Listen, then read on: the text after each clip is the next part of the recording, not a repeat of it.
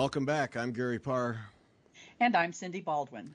And you're listening to Fiber Talk, the midweek version of the twice-weekly podcast for the needlework artists. Tonight is going to be Cathe Ray, and we're going to talk about threads and metal threads, the continuation of her discussion from a couple months ago about metal threads. So always fun and educational with Cathe. So join us at 8 o'clock Eastern on the YouTube channel so we can learn about things. And then Sunday, pretty excited about this one. Well, I'm excited about all of them, but excited about this one. Clare Hunter is our guest Sunday. Now, tomorrow, March 17, her new book, Embroidering Her Truth, Mary Queen of Scots and the Language of Power, comes out. It's on the 17th, Thursday, March 17. And so we'll have her as a guest on the 20th.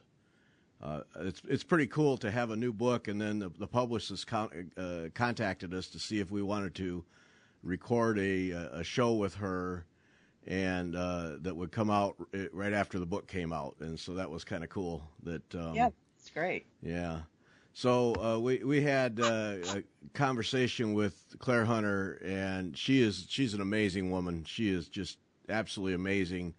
Needleworker in her own right, whole career doing that, but an author. And this book is you got to read it. It's really, really good. She's a good writer. Mm-hmm. I read the first one, and I tried to pre-order this one, but it didn't come up on the usual places I order books from. So. Oh, well, it'll be there on the 17th, I'm sure. Yeah. Good. She's just really good, and we had such a great time talking with her. And of course, it was her second book. You know, she's been through the mill once, so she was much more relaxed about it. And but yeah, we talked. Yeah, the whole objective when you do those, don't reiterate the book because you want people to buy the book and right. read it, but to get the background from her and the research. And just get her opinions was a lot of fun. So, yeah, that's a good book. It's a good book. Get it. I will.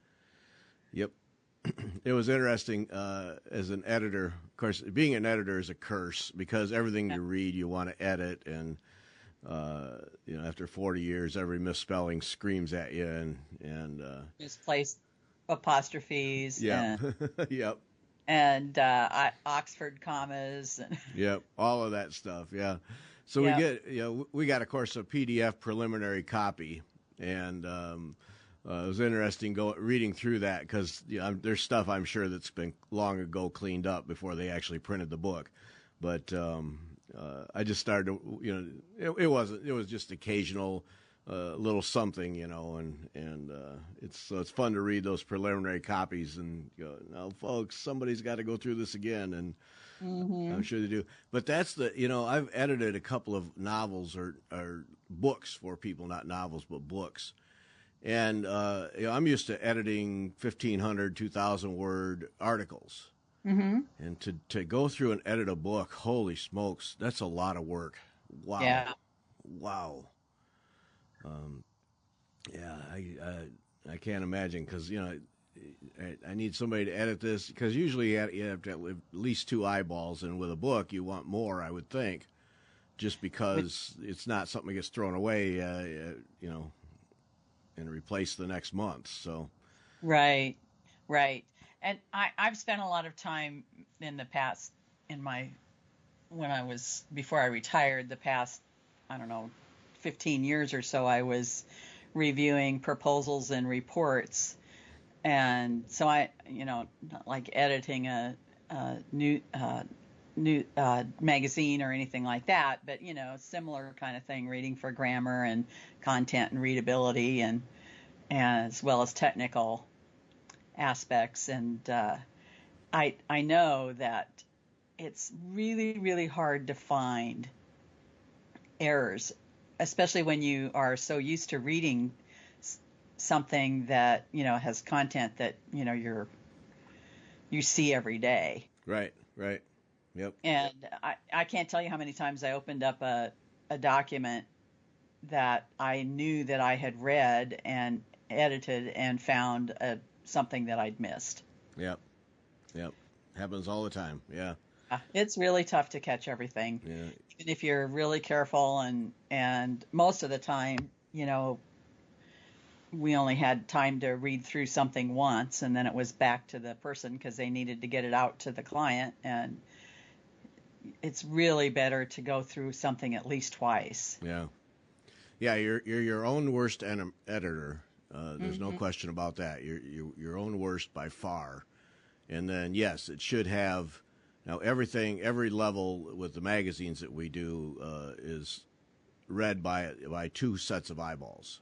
Mm-hmm. And when I edit an article, it used to be long ago, back in the day when you had a magazine staff. We would, those days, we would have three people. So we had a little system. And you would edit an article, and it would go on to someone else and go on to someone else. And so at least the initial article would be seen by three different people. And you catch a lot of stuff that way, and it comes out pretty good at the end. But then as time has gone on and staffs have shrunk because of revenue, and we're down to Marga and me is the editorial staff. And I know stuff doesn't get caught. I was looking up an article the other day for someone, and it was a year plus ago, and I read that first two paragraphs. Who edited this thing? Well, the guy who was reading it is the one who edited it, and it's like, oh man, I don't know what I was doing that day, and why I didn't catch it the next three times around, I don't know, but. Holy smokes, that was awful. It was embarrassing. I almost went and fixed it online, and I probably should. But, you get and you get rushed, and you have to, it's like in your instance, get it done and hurry up because it's got to go out. And, I have a system when I edit an article the first time. I'll go through the first time and edit it, and then I'll go back through it again a second time, and then it gets put away. Mm-hmm. And many times gets put away for a couple of days. Yeah, that's good. Yeah, because I have to be able to come back with somewhat fresh eyes on the thing. Right. So I have a little system, and people I'm sure send in articles, and I give them a deadline, and then they don't see it for 2 or 3 weeks, and I'm sure they wonder, well, what was the deadline for? Well, that's exactly it. It's that and a bunch of other articles, but first I got to know what comes in, that I actually have it. But then, I need that time to edit it and then come back to it and edit it again to get it as good as I can get it. And there's more to it than just reading it and putting in a comment and calling it good. Yeah. Oh, absolutely. Yeah. So I can imagine doing a book. I've done a couple, and it's quite a task. It really is. And I sometimes wonder what, I'm sure the same thing has happened to publishers' staffs, that they've been cut over and over and over again. Our book group read a book a couple of years ago that I was appalled at. There were so many if I was the author, I would have been so embarrassed to have that out because there were so many mistakes in it. Yeah. You find it's not unusual to find the odd mistake in a book, but this one had multiple errors. Yeah. Like I said, if I was the author, I would have been embarrassed about it. Yeah. Well, and you can tell that in news, online news, any of the ABC, CNN, MSNBC, CBS, whatever it is, you can tell that they don't have the staff that they used to have, because those, especially the update articles, nobody is reading those. If the reporter is a decent writer, it's just going up raw, and errors, and I'm sure somebody goes back and cleans them up. But the initial ones are just going up raw, and it's not good. It's well, and we've talked, offline, or you've talked with the other co-hosts about errors in patterns. And most designers have little errata things published that say, oops, we had this error in this pattern. It'll be fixed in the next round. But in the meantime, right. Color numbers are wrong, or, any number of things. It's really easy to miss those things. Yeah, and if you have a bunch of colors and different kinds of threads, the chances for error go way up. And, oh yeah. And that's just it. You're checking, and you've got a chart as a designer, and you don't want any errors. No one wants errors. No. And then you have stitchers who stitch for you, and they point out errors, and you make your best shot. But if you don't have somebody to stitch a model for you, you don't have that second set of eyes, and those errors can crop up. But to me, that's unavoidable. I mean, it's like when Marga first started doing magazines. Her quest was to have the perfect magazine, and I said, "You'll never get it." Right. And oh yes, we will. We'll get it. And, no, you won't. Trust me, I've been doing this a long time. You will always find one place somewhere where a comma is in the wrong spot, or you didn't put one in, or there's a typo. There will be something every single time. You cannot do it. And same with charts. But to me, the most important part is, as a designer, is to acknowledge them and post somewhere on your website or whatever. Post the correction. If you ignore that, to me, if you ignore that, that's the worst.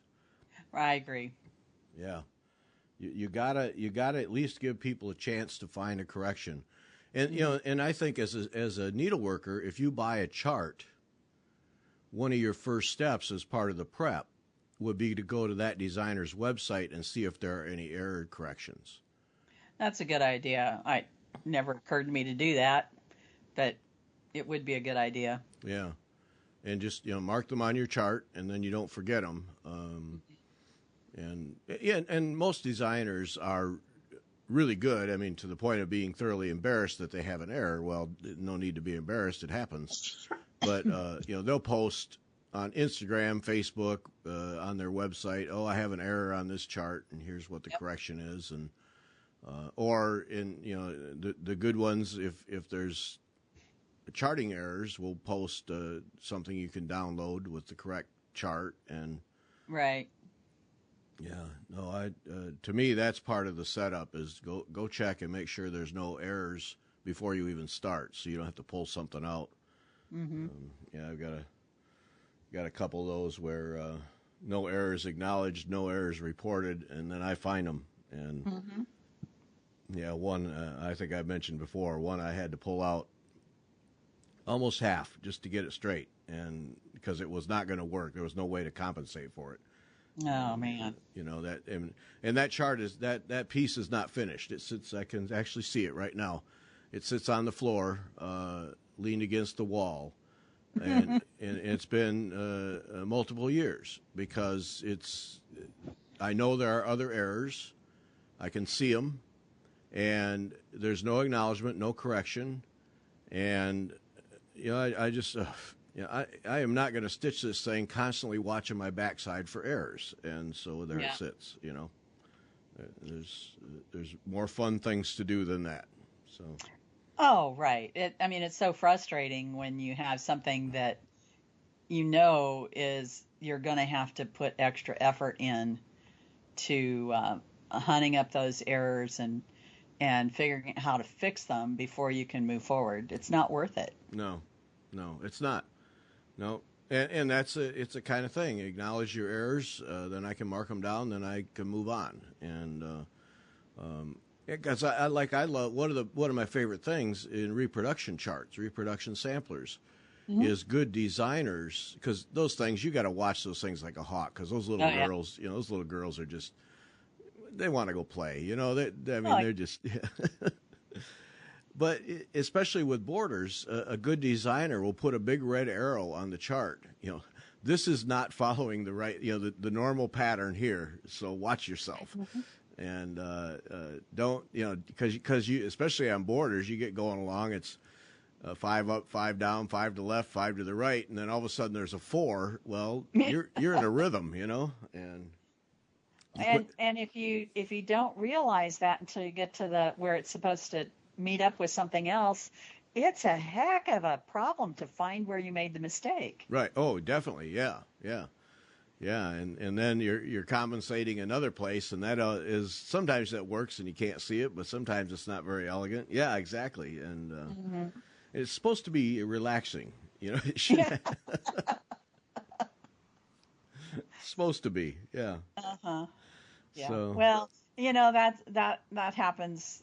I mean, I don't do reproduction samplers, but anything that you kind of get in a rhythm without, and you just keep going without looking at the pattern. I've gone way farther than I needed to, more than once. Yeah. As I was just like, oh, I know what I'm doing, and not looking at the pattern, and then you have to get out the seam ripper, and undo some stuff. Yeah, that's really frustrating because, you're just cooking along. There's a movie on TV, and you're just flying. And then you think, I haven't looked at the chart in a couple hours. Maybe, oh, no. Oh, no. Yeah. So, well, there we go. Our editing segment. That'll be our editing segment for the day. Okay. Yeah. Watch your charts. Check for errors. So we heard I talked about this on last Wednesday's show. In February 2020, we talked with Rebecca Dollimore, and she is the liaison officer for Seed Madagascar. And this is an operation that she's in London, but an operation that does things in Madagascar for, people who need food, shelter, those kinds of things. And one of the things the reason we talked to Rebecca was she is the person who is head of the Stitch St. Luce Women's Cooperative. And it's a self-sustaining operation in Madagascar where women make bracelets and little purses and makeup pouches and that kind of thing, and then sell them on Etsy. And they started out and it's a way for them to make money. Obviously, it's a social thing, but it's also a way for them to make money. And they have a little shop down there in Madagascar that tourists can go into, and they it's a way to have income, help their families out, help their kids out. Sure. And so it's a terrific thing, and it's self-sustaining. And Rebecca wrote to me here just a few days ago. And I'll just read what she wrote because it's kind of neat. I wanted to write because since airing of the show, we have received quite a few donations of threads and embroidery equipment from your listeners, viewers. In particular, Millie Perlman, who has taken charge of collection of supplies from various EGA chapters. As the pandemic hit the cooperative, this was honestly a lifeline to the women. As the pandemic hit the cooperative, this was honestly a lifeline to the women who were unable to access material at their local markets nor afford to do so. So the contributing threads and needles kept them going. I've attached a couple of images, and I'll put those in the video and on the page for this podcast. Taken on quite an old phone, I'm afraid, of some of the senior members of the cooperative receiving and distributing the threads. They were absolutely thrilled. And I see you're still using your platform to support great causes with your inclusion of the Helping Ukrainians this week, and which is wonderful to see. So essentially, I write with great thanks for featuring Stitch on your show and to share a good news story with you. So we made a difference, and it sounds like Millie Perlman made even a huge difference. And I'm nice of her to write, and I'm really glad to hear that we were able to do that. But also that I'm going to read between the lines, and maybe I'm dead wrong. And Rebecca, I apologize if I am, but she wouldn't. I think basically she wouldn't mind if we sent some more stuff. So I'm sure it's an ongoing need. Yeah. Even despite the pandemic, that these women don't have a lot. They probably struggle to buy the materials and all the other things that they need, even on a normal basis. So, right. Yeah. Well, whether that was her hidden agenda or not, we're going to renew the effort to get some threads and needles to the ladies in Madagascar. So, we talked about it on the Wednesday show, and I will post the instructions on the show notes and on the YouTube channel for sending thread and needles. And the reason I say I'm going to post the instructions, there's several little items, and you have to do it right. Follow the instructions the way Rebecca has laid them out, because if you don't, then things get hung up in customs. Rebecca has to make a trip to the customs office to pick things up. There are extra fees, extra postage, blah, blah, blah. And this is a nonprofit, I'm sure, working on a shoestring here. So, so please follow the instructions so that you don't make them incur additional costs. And it's all laid out. And then also I offered last Wednesday that if you just simply want to contribute some DMC floss, some skeins of floss, and or some needles, but don't really want to deal with the international thing, write to me, Gary at WeTalkFiber.com. I'll give you my home address, and then you can send them to me, and then we'll just put together a package and send them to Rebecca. So, if you just want to have like 2 or 3 skeins and a few needles, you can put those in an envelope and send them. And, 2 or 3 skeins from 30 or 40 people, it can be a lot of thread. So, adds up. Gary, do you know what kind of needles they want? Do they want sharps or tapestry needles, or do they care? I don't think they care, and that is an excellent question. I did not think to ask. They're from their work, I got to believe it's tapestry needles, but I would suggest, whatever works. Okay. Yeah. Not sure they're picky. Well, darn it. Now I wish I'd have thought to ask that, because I don't think that ever came up in the discussions. So. And probably not anything with a tiny little eye. Right. Yeah. That's good. Now, all right. So I'll have to write to her and see. But so anyway, if you want to contribute threads and needles to the Stitch St. Luce Cooperative in Madagascar, instructions with the podcast or with the video, and or write to me, and you can send them to me, and then we'll box them up and send them to Rebecca. But let's help them out again. Another big run. Let's send them a flood of stuff. So, and I've already heard from a handful of people who are sending things. So, awesome. Yeah. That's great. Yeah, it is. And then, of course, go to their Etsy shop and check that out. I think if you just do Stitch St. Luce, it comes up, Luce. It comes up, and they have all kinds of colorful things. A lot of bracelets, stitch bracelets that made me think of high school girls and sharing and trading and so on. So, a great cause. Not too hard to find great causes these days. That's just one of them. Right. Yep. Still, I struggle when these things come up to not have a moment for the Ukraine people. I know. Yeah.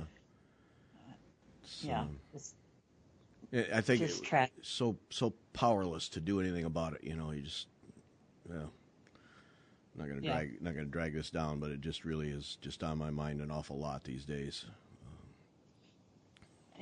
I think it is probably for everybody. Yeah. It is a sad scene there, all because of one man. All because of one man. Yep. Well, there we go. So that's Rebecca, and help out, please. Like I said, if you just shove 2 or 3 skeins of thread, and colors you don't like, hey, they use such colorful things that I'm sure they'll find a use for it. Shove them in an envelope and send them to me. Well, we can pile up a bunch of stuff in a hurry. So there we go. You talked about an article. Now, I do not subscribe to the Needlepoint Now, but you talked about an article in the March-April issue, because we've been kind of discussing lately getting things stitched. Yes. Yeah. Yes. Yeah, so I saw Gan Rogers' suggestion about, what was it, 15 stitches or something like that? You and Yes, Beth were yes. talking about it last time. And, I that's not something that would work for me, because when I sit down to stitch, I'm going to stitch for a while. But 15 is yeah. the warm-up? Yeah, really. To me, that's hardly worth it. But, I guess if I had a limited amount of time to stitch, maybe that would be a good way to move things forward and at least do a little bit of stitching. But I don't have that problem. So the March, April. You just made a bunch of people really jealous, I know. But it's okay. You worked a career. You're entitled. It's all right. Yeah. And truthfully, when I was working, the weekends were the only time that I stitched, because if I tried to stitch after work, I made mistakes. No. I didn't have the focus. I'd been staring at a computer all day long, needlework is different, but you're still looking at it about the same distance, and you're still focusing really hard like you do on a computer screen, so I just couldn't do it. But I could do it on the weekends when I wasn't, working. Right. So anyway, March, April 2022 issue of Needlepoint Now, which, this is a magazine that I think my mom has every single issue from when it originally started back in the, I don't know, 80s maybe, or 70s. And it's on maybe the second or third editor. Uh-huh. And it changed a lot when Elizabeth Bozovich, I think you've talked to her before. Yes. Mm-hmm. When she took over, she added a lot of painted canvas projects in. And for a while, I kind of thought, I don't really do that much painted canvas, although I kind of collect painted canvases. You have that problem, huh? Uh-huh. And I have probably a half a dozen that are in various stages of working on them. But, as I have been reading it since she took over, these are great ideas for stitches on painted canvases and other kinds of things in this magazine. Even if you're not doing the painted canvas that she has in the magazine, it's still a great idea, a great way to get ideas for stitching clothes or mountains or sky or whatever. Anyway, I read an article called Notes from a Stitching Life by Elizabeth Hurd, and the title is The Rule of Five. And she says that she doesn't make resolutions usually except for stitching, which might be, buy more canvases or something like that. But she was kind of struggling because she had a whole lot of stuff that was started and she never seemed to finish anything. So she talks about a couple of ways that she has accomplished that finishing. One of them was by getting together with another person, and they each made a list of all their whips and decided, how many they were going to work on. And so they kind of challenged each other and kept each other engaged by sending photos back and forth of the projects that they were working on and what they finished. And she said that worked well. And then another thing that she did was invent the rule of five. And she says at one time, then this is a quote, "Ugh, how did I get so much needlepoint and why don't I ever finish anything?" Unquote. I'm sure that resonates with a few of us. Yep. So what she did was she picked 5 projects and committed herself to working on those. And she says that, she gets bored, so she likes to have different levels of complexity.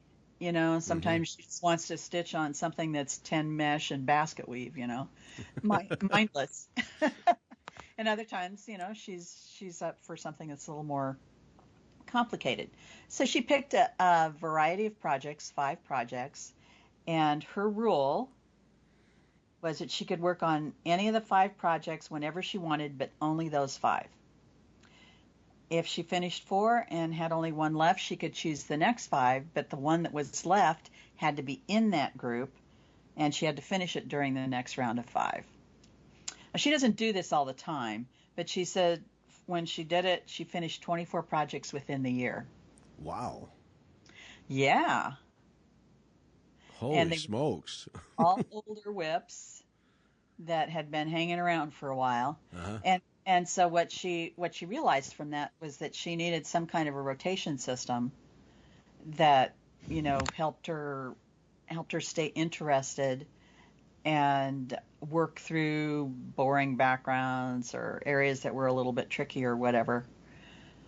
So, a lot of people have different ways of keeping themselves engaged or, just doing some kind of rotation or setting a certain goal like 15 stitches or 15 minutes or whatever it happens to be. And I think that whatever works for you is probably the best thing. But I thought this was a good idea for another way of actually finishing things. Yeah. If you're one of those that can't seem to finish anything, then this might be a good way to go. The other thing she says is that she has a hard time judging how much time it's going to take. And she was surprised to find that for a lot of these projects, she only had, maybe 8 to 10 hours left to work on them to finish them. Mm-hmm. So, maybe that's something that, for a lot of people, they don't realize that if they just put in a little bit more time, they'd have it done and could set it off to the side and feel that sense of accomplishment. Yeah. How many times has that happened to you where you pick up a piece that has been sitting around for a long time and you realize if I'd have just done 2 or 3 more hours, this thing would have been done 2 years ago. Yeah. Why? What's wrong with me that I didn't finish this up? And it's happened to me. Yeah, like just sit down and finish this thing. This is ridiculous, But that's and that's an interesting aspect of it too, because you hear people going, they so much enjoy a piece that they hate to see it come to an end, Mm-hmm. and so they're hesitant to finish it off because that it's done and they've had so much fun with it that they don't really want to give it up, which is an interesting psychological thing. Yeah. Yeah, the sense of accomplishment is for me more important than missing a project. Especially if it's a large project. By the time I'm done with it, I'm not really going to miss it. Yeah. I'm happy to have it done. And I have too many other things that I want to work on, that and really my biggest issue is the next shiny object. Yeah, that problem. Yeah, I just signed up for a class through Cyber Pointers this morning. I really don't need another project to do, but I really like the piece, and so there you go. Yep. I have that shiny object thing, but see, for me, it's the process. I really don't focus on finishing. Yeah, I'd like to get them finished, but I just enjoy the process of stitching and stitch on one for a while and then go do something else. And I don't get that much time anyway, but I just enjoy that. I'm working on this Sarah Parr sampler, and I've been working on it, and I don't know, I'm just enjoying it, so I'm sticking with it. But it isn't to get it done. I'd like to get it done and give it to Sarah. I think that would be really neat. But I'm just enjoying the sitting there and stitching it, and I don't feel any urgency. I don't feel any need to scramble to the end. It's just I'm working on this motif and I'm enjoying it. It's finished. We'll do another one, and just keep going. And for me, that's all I want out of it. And there have been a couple of moments where, you know, I'm really tired of making X's. I had to get one of these other, get out a needlepoint project and do that. And but I'm just enjoying it, and I'm going to keep doing it till I'm not. So. Right. And I think that's, you know, there is not a thing wrong with that. And I'm kind of, in a lot of ways, that way too. I do like to finish things, and I have some goals, but I don't really get bored stitching on something particular. Yeah. I do like to just work on one thing at a time. I don't really do that because I've got needlepoint pieces and I've got cross stitch pieces, and I started the whip go thing. Uh-huh. And I actually am kind of keeping up with that, although I've changed my board a couple of times because both last month and this month, the two biggest pieces came up and I didn't have fabric for either one of them. Oh, yeah. And it's, you know, it's hard to buy fabric for things right now because, well, we don't have a local store anymore. So finding something that isn't just plain, you know, white or cream or whatever is difficult. So yeah. I just changed my board to something that I did have the materials ready for. Uh-huh. So, but what that is accomplishing for me is I'm going to have, 15 things started. Oh. And I don't know when I'll get them done. Well, but that's okay, because now you have things that you bought and wanted to do, and so now you made progress in that they're started. Right. And the eventual goal is that they will all be state fair entries. Oh, okay. So, that is my purpose in starting them and getting them finished, but it'll be a couple years before, because I want to enter them all the same year. Oh, okay. Yeah. Yeah, I think that's a really cool project that you're doing. Yeah. It's but yeah, it takes a while to get those done. Yeah. Well, and I wasn't really moving forward very quickly doing one thing at a time. Right. So I figured, what the heck, let's try this, and it is fun to start new things. Mm-hmm. There's no question about that. Yep. But yeah, now I have more new things. But that's interesting, that five things, because that's an interesting approach. So take 5 things of different levels of difficulty, complexity, whatever, and certainly have one in there that's just mindless. 10-point basket weave. I love that. Yeah. 10-count basket weave, yeah, with rope.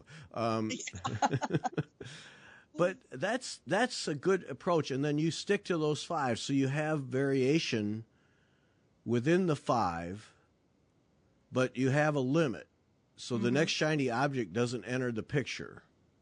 Right. And you'll find your variety, find your interest within that, and then get them done. That's an interesting approach. Yeah. Mm-hmm. Yeah.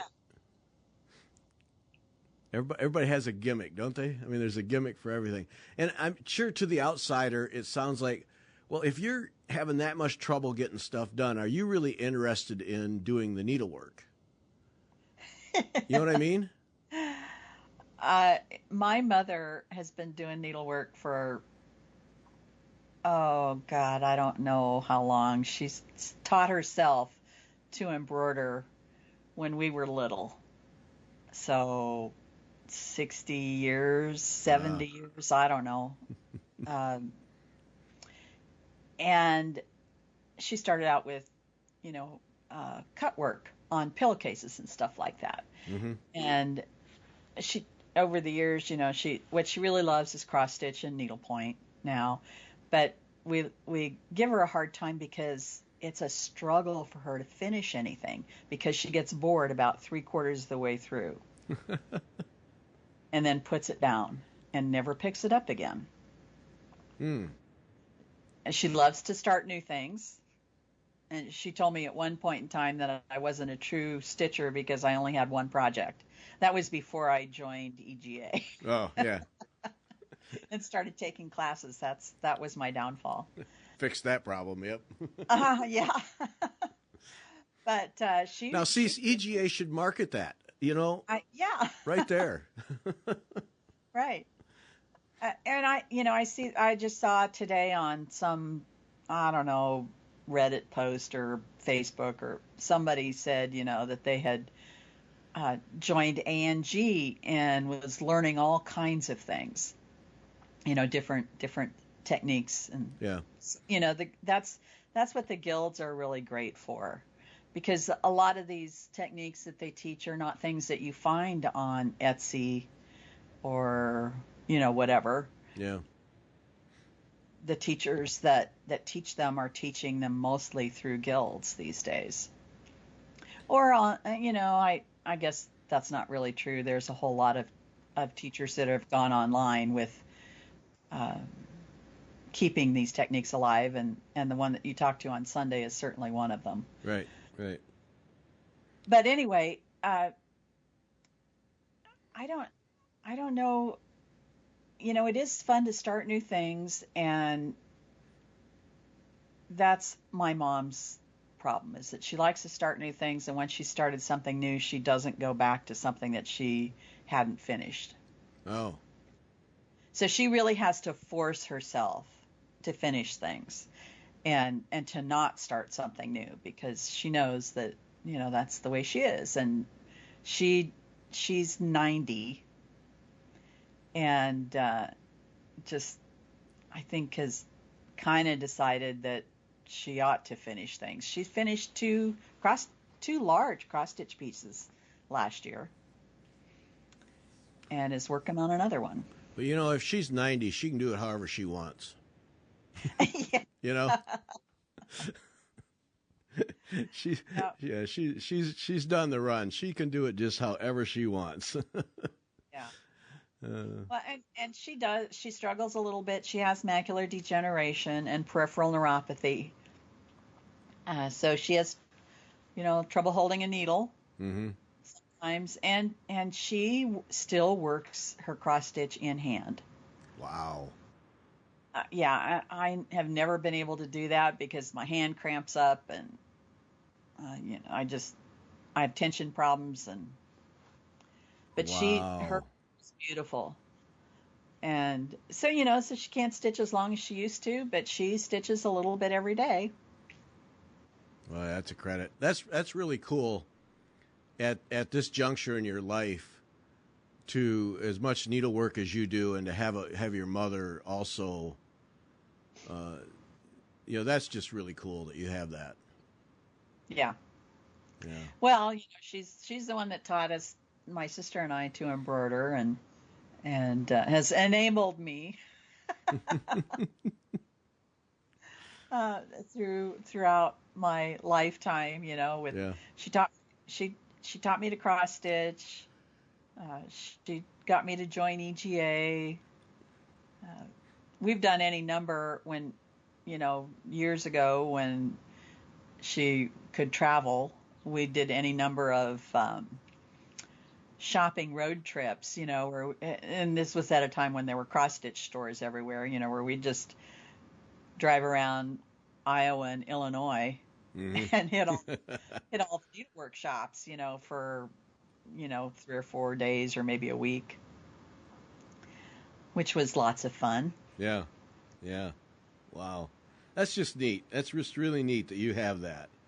Kind of an ongoing stitching partner if you want it. Yep. Yep. Yeah. Yep. That's really cool. Well, yay for you. So how much do you have left to do on Sarapar? A little less than a third of it. Yet I haven't been able to stitch in the last couple of weeks really much at all. I got a half hour here and there, and I just too many other things, and so it's. Did you finish the verse? No, I I put that off. I had this thing because I was, do a line of the verse and then do a motif and then do a line of the verse. And so I did one line, did a motif, next line, did a motif. And then it was, all right, I really should go do that third line. But this next motif is kind of a central piece, and it really looks cool, and I really would rather do that. So, but now I'm down to it's a pitcher with flowers in it, but I'm down to the last flower. So now, and down to the last, 50 or 60 stitches in that. So now, suck it up, over one, get the last verse done, last line of the verse. Yep, coming up. Well, maybe you could break it down into do a couple words and then do a motif. No, I got to suck it up and do that line. No, I need to discipline myself and get it over with because it's just like that little dark cloud that hangs out there. And no, just get it over with and then enjoy finishing up the rest of it. So no, I'm going to suck it up. I'll suck it up. But you have a good block of time where you can work on it uninterrupted. Yeah. Yeah, that's what I need. Beth mentioned to me, I don't know when or where, that I always do my stitching at the end of the day. Mm-hmm. And I will admit there are days when I just know that I'm too tired to stitch and I'm going to just end up ripping it out, so I just don't bother. It's like you just know you're just going to be wasting thread and time. And I do have 100 other things that need to be done. So, oh, sure. I've thought about that, but what I really need to do is I really need to develop that habit, and I keep threatening to, of taking little breaks during the workday and just turning around and stitching, Gay Ann Rogers 15 stitches. That's what I need to do, because I would, through the course of a day, I would make some serious progress and not affect, the paying job. Because it's all sitting right here. That's what I need to do. I think I would, I just need to get that habit. I just get so locked into work that, 3 hours later, oh yeah, that's right, I was going to do that, and I need to force change the habits and get stitching done during the day. And when I was in the office, I got myself a kitchen timer that I set for an hour. And when that went off, that was my cue to get up and walk around. Oh, okay. Because if I didn't do that, then, and I have a Fitbit, that buzzes when I'm, at the, 10 minutes before the hour, if I haven't done 250 steps, it buzzes. But I'd get so focused on what I was doing that I didn't feel that. Oh, yeah. Or know what time it was. You just get so intent on what you're doing that nothing else, you don't think about anything else. You just keep going. So I had to force, and then, if I didn't, before I started doing this, I'd be sitting there for, 3 hours. And then when I'd get up, I could hardly move because I was so stiff. Yeah. Yep. So that little kitchen timer thing at least got me up, and if all I did was go to the bathroom or walk down the hall, or go get a cup of tea or, whatever, it got me away from the computer, and I was focusing at different distances and moving around a little bit. It made a difference for me.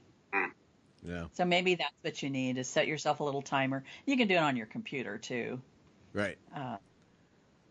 Set a timer or your phone so that, that's when you stop and you move around a little bit, go take 15 stitches, and then go back to what you're doing. Yep. And maybe it's every 2 hours, instead of every hour, or whatever it is. But maybe you just need that little reminder. Yeah, maybe that's what I need, because I'm with you. Once I start, I'm focused, and then an email comes in, and I got to address that, and then another one, and then I'll go back to editing, and then 3 hours later, holy smokes, what happened? Didn't even realize it. Yeah, I think that, okay, so every time this comes up, I have all these ideas and threats to do this, that, and the other thing, and then I don't do any of them, but Ideally for me would be I've got a table that I can crank up, and ideally it would be a buzzer, get up, go stand, stitch 15 stitches or whatever it is, then go back to work.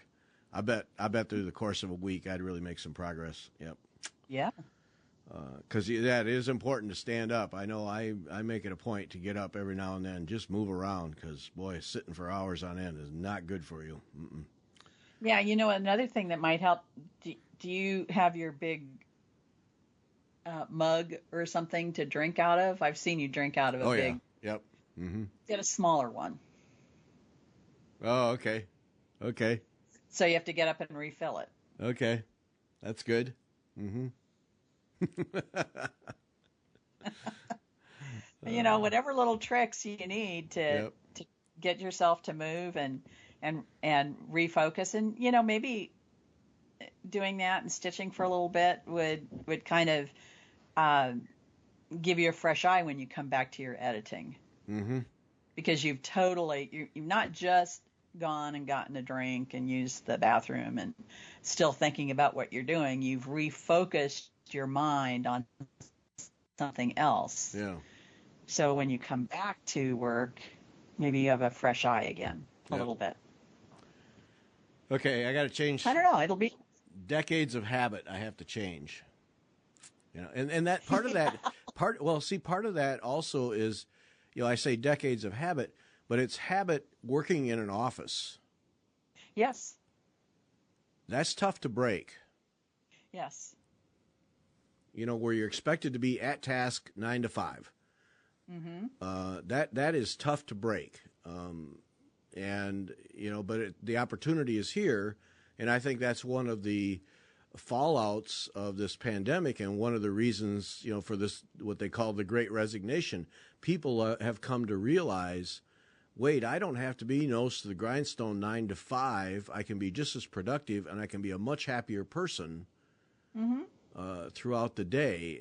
But that's, people our age, we were raised. You go to work, you work all day. Right. And whether you like it or not. And if you didn't smoke, yeah, then you didn't have that as an excuse to go take a break. Right. Yeah, I always that was one of those things in the office that always just kind of ground my gears, because I don't smoke. I don't either. And the smokers, I would look at the course of a day, how many minutes were spent standing outside shooting the breeze and smoking cigarettes. And wow, folks. Yeah, I had a few bosses that if they weren't in their office, I knew to go outside, because they were out there standing, like you say, smoking with, the other guys and shooting the shit. Yep, exactly. That always kind of bugged me. Yeah. And it would be the bosses, and then they come in and say, "How come this isn't done?" Get out of here. Yeah, go have another cigarette and kill off another half hour. Yeah. Well, and you didn't hear it. The people that smoked with them, you didn't hear that kind of thing, because they were with the boss smoking. Right. Yeah. The ones that didn't smoke. Yeah. Yeah. It becomes a club. Yeah. Whatever. Yeah. I don't miss those days at all. Not a bit. I don't either. Not a bit. You mentioned something when you were talking about Needlepoint Now that just made me perk up, because I don't get Needlepoint Now. I quit getting it because for the very reason you mentioned, the painted canvas. I don't do painted canvas. I have the one that I keep threatening to work on, but it's just not my deal. Yeah. And so for me it was, I'm paying for this magazine for painted canvas stuff that I would never do. And so I just quit paying for it. But you made me rethink that decision a bit, in that taking that, it isn't the painted canvas part, it's what can you learn from that you can apply to your own stitching. And that just reminded me, that's kind of the hidden value of any needlework magazine or blog or whatever it might be, is what can you take out of it, even if you'd never do that kind of stitching. what can you take out of it that will help you? And there's often things, little tips, I could try that. I bet that would help me here. Yeah. Well, and one of the things, the advantages over, let's say, a stitch book, is that you get to see the stitch done in color in a thread close up. Mm-hmm. You know, it's just the photography is excellent. You know, so you can see how the stitch is gonna look. Yeah. You know, whether you're using it on a counted canvas piece or whatever, you know, the pictures really illustrate how you can use that stitch. Right. And so, yeah, it becomes a collection, a guide for your own stitching that is really easy to see. Because you're right. If I look at a diagram, it's not always, you really have to sometimes work to see how that stitch would actually look unless you got out a doodle cloth and actually did it. Yeah. And, this would give you a nice visual. Yeah, you got a little wheel spinning there about how that there's value beyond here's how to stitch this particular painted canvas. Mm-hmm. Yeah. Well, and I didn't come to that right away. It's just, you know, over the years of looking at it and, you know, talking about painted canvases, because we do have some interest in our local guilds about it from time to time, and a lot of people do take the Needlepoint Now, and you know, it's rather than thinking, oh, you know, I'm not interested in painted canvases, I don't pay any attention to them. I look at the stitches, I look at the pictures. You know, I always like to look at pictures. Anyway, even if I'm not going to do the project, and I do learn things from that. Yeah. Yeah, that's, well, and you know, that applies. I mean, I have several books that I've never done a project out of at all, but I've been through them several times because it's just fun to look at what people do. Right. But also particularly with books, wow, that's amazing. And then, you know, the next follow-up question is always, how'd they do that? And then to be able to sit there and see how it actually is accomplished. Mm-hmm. Is that, I mean, there's just enjoyment in that in its own right. You know, yeah, I'll never do that project, but it's really neat to see how it's done. And as you said before, you know, sometimes that's a way to kind of recharge your interest in needlework. You know, if you're a little bit bored with what you're doing, pick up a book that's a different technique and look at it, and you know, see if that kind of rekindles your interest. Yeah.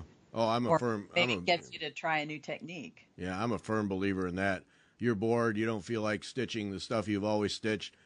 Yeah, exactly that. Go try a different technique. Even if you hate it, it'll get your blood moving again. Yeah. Yeah. And you'll know whether you like it or not. You never go, I'll never do that again. Well, that's okay. Yeah. Now you're happy with your cross stitch, so leave me alone. But again, as you've said also, you know, that practicing these other techniques can only improve your technique for, you know, whatever is your preference. Yeah. Oh, firmly believe that. You bet. Yeah. I think that's probably the most unique thing about this hobby is you can go do a completely different technique, and the byproduct is going to be it improves your stitching for your home technique, if you will. Yeah. You're a better stitcher because of what you do with with different techniques. You just, yeah. You learn things that can be applied to any technique. Right. Yep. But, you know, maybe, you know, if you've only taken classes from, you know, let's say, needlepointer, because that's what most of the classes are these days. And then you take a class from, I don't know, a goldwork class. You know, maybe you learn something in that class that you can apply to needlepoint that your needlepoint teacher didn't know about because she'd never taken a goldwork class. Right. Yep. Yeah, I mean, you can take that down to just the most basic of things, different techniques. You'll learn, if nothing else, different ways to start and end threads because out of sheer necessity. Yep. that alone is, I mean, that's a nice toolbox to have if you have a fistful of ways to start and end threads. You know, that's powerful with any stitching, and there are some techniques where you have to learn how to do it, how to start or end, or it's not going to work out. And absolutely. You know, a waist knot, a way knot, you know, whatever technique it is. Yep.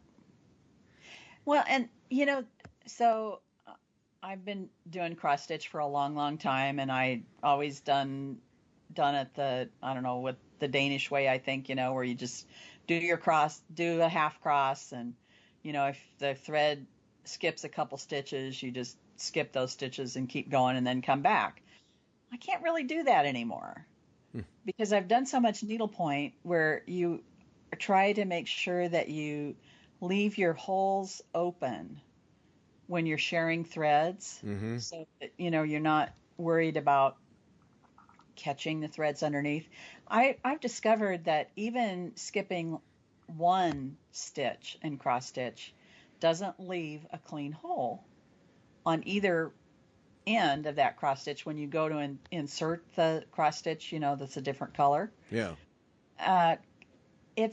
You're going down through, you have to make a special effort not to go down through those threads if it's, because I'm usually using 2 threads. You just don't have a clean hole. Yeah. So I actually, and the other thing is I do like variegated threads, and those you really need to complete your cross stitch. So most of the time I do full crosses. And when I get to empty space, I will either change the starting point for my finishing cross leg so that I am, and I change the, I don't know how to describe this. I change the starting point for the next cross stitch so that I am going to wind up with an open hole. Yes. Or so that I can share the hole with other threads and not catch threads. Right. So you end it so that you pull back toward. Yes. Yeah. Yeah. Exactly. No, I do the same thing. Yeah. No, that's an active mental process for me through the whole thing. Yep. And I don't know about you, but I learned that in needlepoint. Yeah. Yep. Same here. Yep. Yep. No, I'm with you 100%. I do exactly that same thing. I will alter my X making pattern to make sure that hole is going to be open for whatever comes next. Yes. Yep. Yeah. So our Needlepoint Guild is going to start doing some basic needlework classes, and so I've stitched a free DMC pattern as the first thing that we're going to do. And I don't know when I'm going to start teaching it. I think we're going to do one for the library maybe in August. But now I'm thinking, oh my God, how am I going to teach these people, these newbies, how to do this when nobody else does it? Yeah. And really explain to them so they understand why they should do it this way. I haven't worked that out yet. Yeah, that's that class that I haven't talked about this in a long time. I would like to have that class that talks about the little things that you do that have an overall impact on the visual presentation of your piece. And I think there's probably 20, 25 little things that you could easily put together that in many instances I think people do without thinking, that if you showed people, their needlework would be much better in the aggregate, would be much better for those little things. And that's one of them. And stitch path is, I mean, that's part of your stitch path. Yeah. How are you going to tackle not this section of color, but how are you going to tackle this next thread? Where are you going with it? Like on reproduction samplers, where you have a bucket full of flowers and branches. Okay, Yeah. I've got a length of thread that is going to get me this main branch, and I can probably get 2 side branches out of this length of thread. All right, what path am I going to take? And so I'll start with the main thread, and then I might half cross up this one side branch and finish the cross coming back.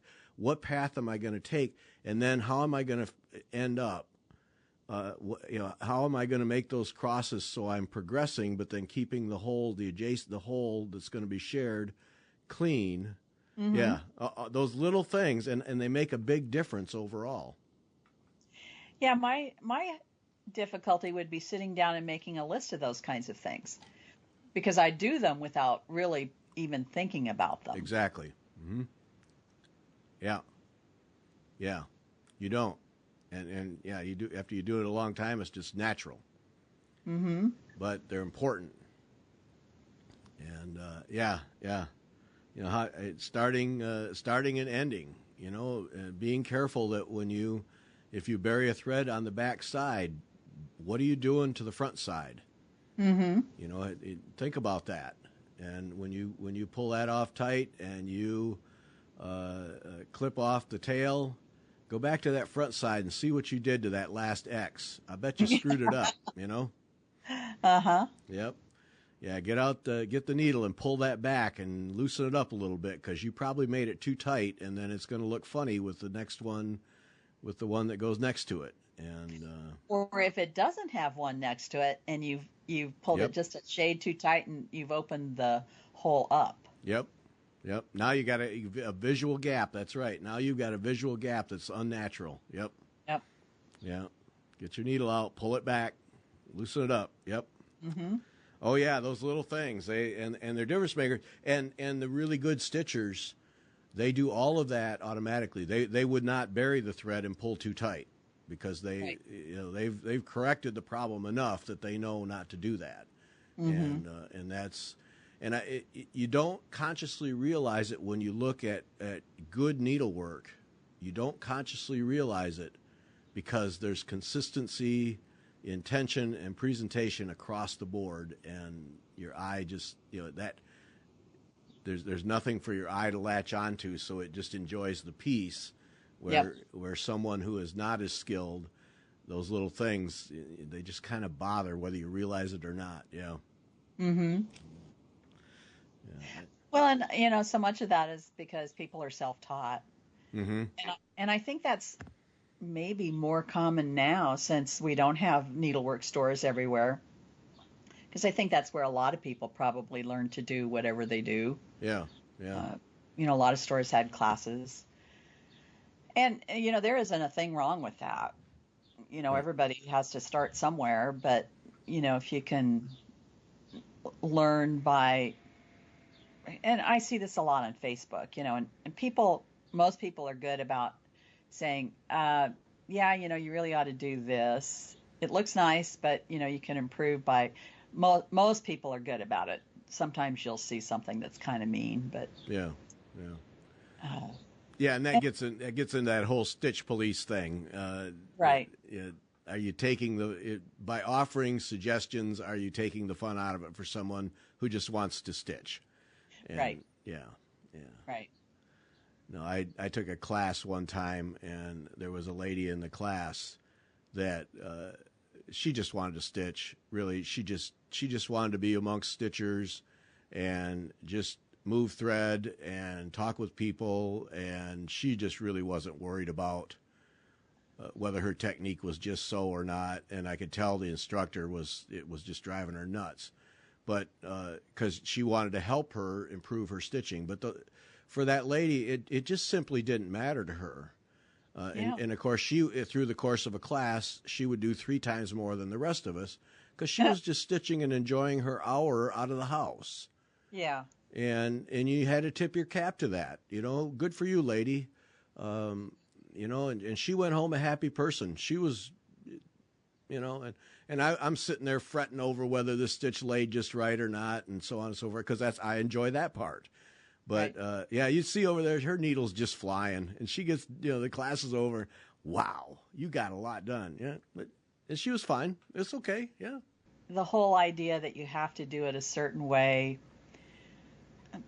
maybe that's true for Japanese embroidery, let's say. Mm-hmm. Uh, but, the whole point of this is enjoyment. It's, for most of it is not a job. Right. It's our way of, relaxing, meditating, chilling, whatever you want to say. It's fun. It's supposed to be fun. Yeah. Yep. So, do it the way you want to do it. Yep. Yeah. If it's going to add stress, then you just go back to work, because Right. That's not the point. Yeah. No. Find a different hobby. Right. But then for those people who sit down and say, all right, I'm been stitching a while, I have some skill, I feel like I have a good grasp of this thing, how can I get better? Right. That's when these little things come into play. Well, you on this particular row of X's, or this Jessica, you can do this, and it would come out cleaner. Mm-hmm. It would lay better. The threads would stay in place. Those kinds of things. Like a Jessica, or one of those complex Gene Hilton type stitches. The threads would stay where they're supposed to if you would do it in this way instead of this way. Mm-hmm. And if I liked a pattern or a teacher, I never minded taking a class that was labeled beginner, because for one thing, I liked the pattern, or I liked the teacher, and I always learned something, or maybe was reminded of something that I'd forgotten to do. Mm-hmm. I don't think it hurts to go back to the basics every once in a while. No, absolutely not. No, I think that's very true. To go to a beginner class and have someone, to sit in a room when someone is taking new people through the very basics. I bet every time you do that, you would pick up one little thing that you've forgotten, or or that you just skip over anymore, and you realize, oh, why don't I do that anymore? Yeah. Well, and again, you're practicing your skills. Right. Yeah. And that never hurts. No, it doesn't.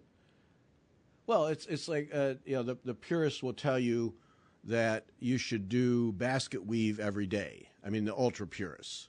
Right. That if you want that, because you look at that stitch and it's, on the face of it, nothing. But, I challenge most people to stitch a field of basket weave and then come back and look at it and see if it is exactly right. And I bet for most people it's not. But and that's such a basic stitch, but to do it well and to have it hold up over a field of stitches, you got to have some skill to pull that off. Right. Yeah. No, there's always something to be learned. Well, I mean, any sports, even the most veteran of people, they work on their fundamentals all the time. Yep. That's your foundation, and the better you are at them, the better you'll be at the fancy stuff. And it's true for sports. It's true for needlework. It's true for any hobby, anything where you want to do it and do it well. Woodworking, I'm sure that there are a ton of fundamentals in terms of cutting wood, understanding grain, staining, all those things that if you don't stay on top of them, you get sloppy in a hurry. Yep. Well, and some of what you're doing is building muscle memory. Mm-hmm. You know what movements you need to make to do whatever it is you're doing. Yep. And those are your basic, fundamental movements for that, whatever it is. Yep. Exactly. Yeah. Yep. Doesn't change. Nope. All right. Holy smokes. Yes, we need to stop. Wow. I wasn't watching the clock. We need to stop. Darn it. That was fun. It was fun. Yes. All right. Join us tonight. Cathe Ray, Needle in a Haystack, Thread Talk, Sunday, do not miss the conversation we had with Clare Hunter and her new book, Embroidering Her Truth, Mary Queen of Scots in the Language of Power, and buy that book. I'm telling you, buy the book. You will love it. It is superbly done, superbly done. It is actually both of her books. Just buy them both. And when you're not stitching, read her books because they're good. Yep. That's it. Thanks for listening. Bye.